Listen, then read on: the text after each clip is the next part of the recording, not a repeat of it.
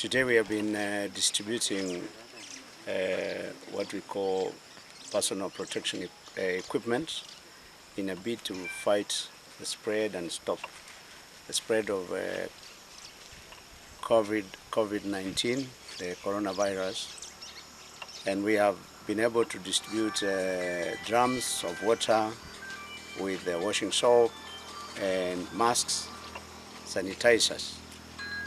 And we've done that in a couple of centers in Mwingi North, but the project is going to cover the entire constituency. We are targeting every small shopping center and market centers.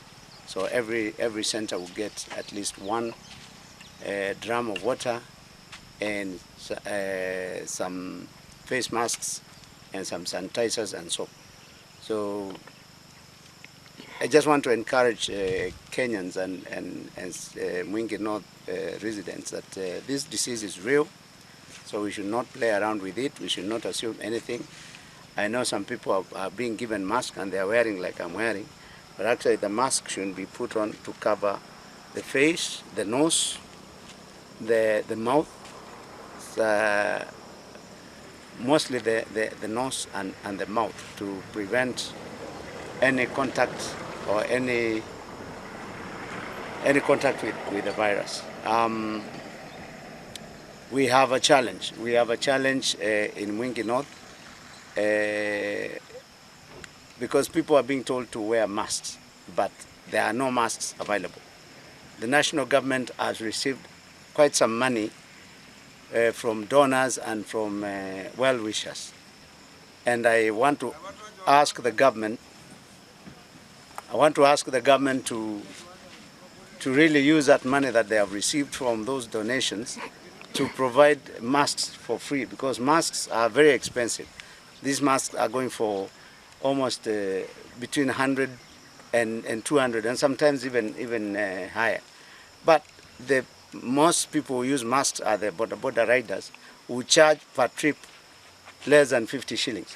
So if somebody buys 2 masks for himself and for their passenger, it means that they are going to spend about 300 shillings, which they have to work for 2 or 3 days for them to be able to make.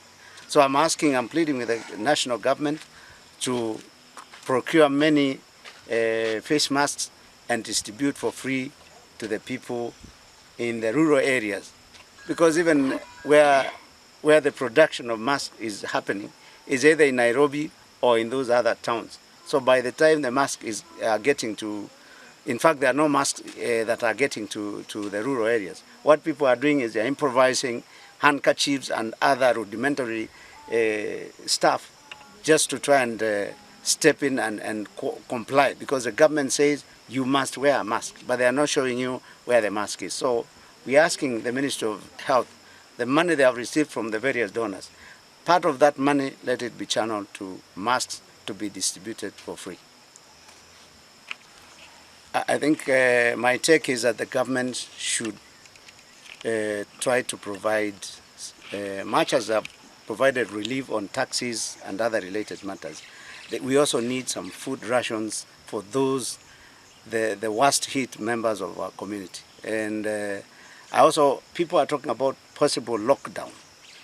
An economy like Kenya cannot afford a lockdown, because if lockdown comes, then it means that the economy will stop completely performing, meaning that we will come to a standstill and there will be no money circulation, and I think it can be a serious crisis. I want to also congratulate the effort that the government for the effort they have made to control the spread of this coronavirus. So far we have seen very few people have died and not so many that have contracted the disease. And those who have contracted the disease are also getting healed. But then we want to urge the government to continue with those strict conditions, but not to do an economic lockdown.